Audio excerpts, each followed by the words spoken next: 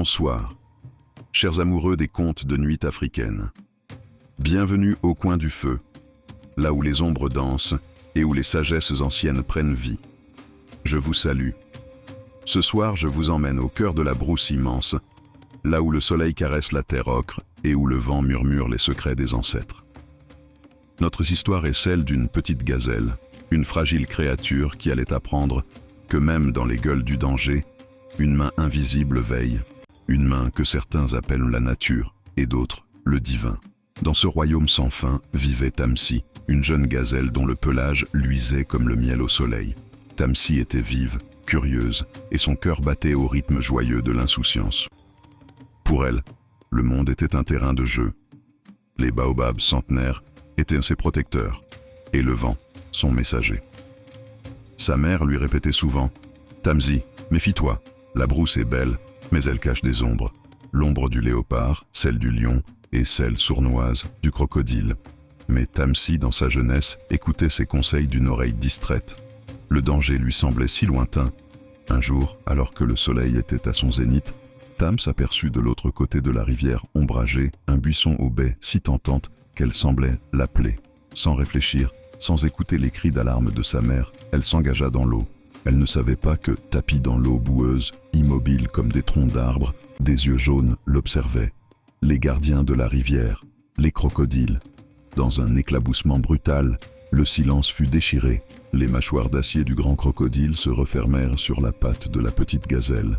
La douleur fut aveuglante, la peur, un vent glacé dans ses veines. Tamsi se débattit de toutes ses forces, mais le monstre était trop puissant. L'eau, autrefois source de vie, devenait son tombeau. Elle était tirée, irrémédiablement, vers les profondeurs obscures. Son cœur affolé cria une prière silencieuse, un appel au secours lancé à l'âme même de la brousse. Et là, au bord de l'inconscience, alors que ses forces l'abandonnaient, l'esprit de Tamsi s'envola. Elle ne se battit plus. Au plus profond d'elle-même, dans un endroit que seule la peur absolue peut révéler, elle offrit son dernier souffle. Ce n'était pas un cri, c'était un souffle, un murmure. À l'aide, et la brousse, cette grande oreille toujours aux aguets, entendit. Alors, le miracle se produisit. Du fond de la rivière, là où personne ne l'attendait, une force se réveilla. Nyana, le vieil hippopotame, aussi massif qu'une colline, chargea. Son grognement fit trembler l'eau. Le crocodile, surpris par cette attaque soudaine, relâcha sa proie. Et comme si le grand esprit de la forêt guidait chaque élément, une branche solide, un radeau providentiel, vint se placer sous le corps blessé de Tamsi. Ce n'était pas un hasard, mes amis. C'était l'harmonie de la création qui se réajustait. C'était la protection divine qui s'exprimait à travers le courage d'un géant et l'offrande d'un arbre. Tamsi, tremblante et meurtrie, sentit la terre ferme sous ses pattes. Elle était vivante, miraculeusement vivante. Sa mère la rejoignit, ses yeux pleins de larmes de soulagement. La petite gazelle avait frôlé la mort, mais elle en était revenue avec un cadeau bien plus précieux que la vie, la sagesse. Elle avait appris que la brousse n'était pas seulement un lieu de danger, mais aussi un sanctuaire où une force bienveillante veille sur ses créatures.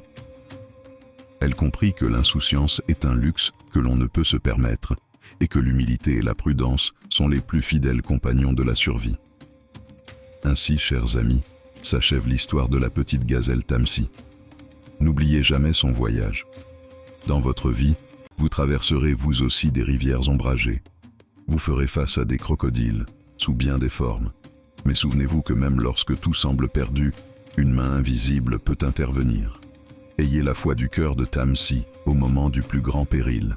Respectez la nature, écoutez les sages et marchez avec prudence, car la protection divine est souvent silencieuse, mais elle est toujours là.